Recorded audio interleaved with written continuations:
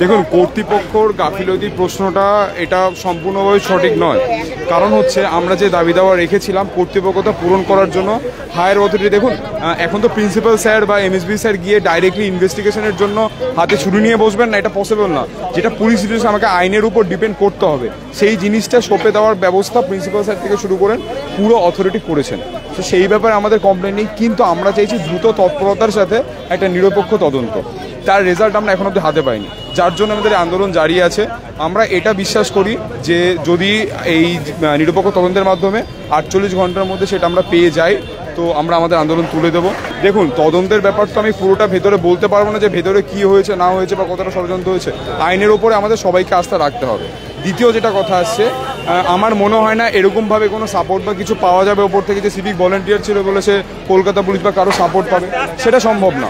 ঠিক আছে, অ্যান্ড আমাদের কাছে কোনো কনফার্মেশন আসেনি কিন্তু যে উনি দোষী সাব্যস্ত হয়েছেন কিনা। অ্যাজিউম সবাইকেই করা যায়, কিন্তু doesn't mean he is confirm. Criminal হিসেবে সেগুলো কনফার্ম হয়নি। একটা কথা বলছি, আমার সর্বপ্রথম পরিচয় আমি একজন ডক্টর। ঠিক আছে, আমি তো ইস্ট বেঙ্গলের সাপোর্টার হতে পারি, আমি এফসি ফ্যান, আমি যে কোনো বার্সেলোনার সাপোর্টার হতে পারি। ডাজন্ট মিন যে আমি আমার প্রফেশন, আমি আমার নীতি ন্যায় আদর্শ, একটা মেয়ের যখন রেপ হয়েছে তখন সেটাকে নিয়ে আমি রাজনীতি খেলবো। আমার ডক্টর হিসেবে, একজন মানুষ হিসেবে যদি দাঁড়িয়ে, আমার হাতে কিন্তু কোনো তৃণমূলের ঝান্ডা নেই। ঠিক আছে, আমি নিরপেক্ষ হিসেবে একজন ডক্টর হিসেবে এখানে দাঁড়িয়েছে, আমার কিন্তু সেটাও একটা বড় পরিচয়, সেটা কিন্তু কেউ ফোকাস করছেন না। সো যারা যে বলছে আমার কিছু যায় আসে না।